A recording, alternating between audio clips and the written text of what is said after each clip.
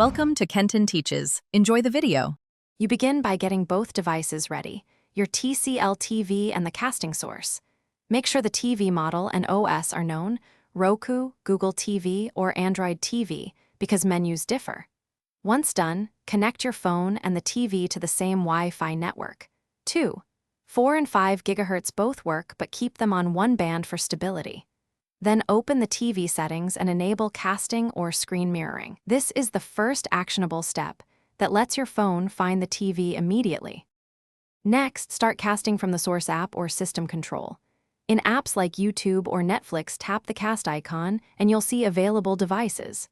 If the app lacks a cast button, go to your phone settings, then connected devices or display, and choose cast or screen cast to search for the Tcl TV. Once you select the TV name, watch for permission prompt on the television.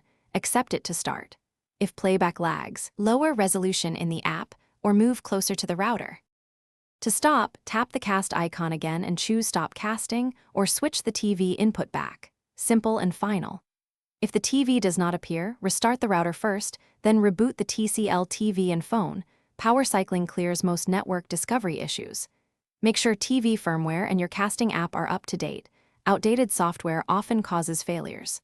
One key troubleshooting tip: temporarily disable VPNs and guest Wi-Fi isolation, because those block device discovery and prevent casting from functioning. Thanks for watching. Please subscribe if this video was helpful.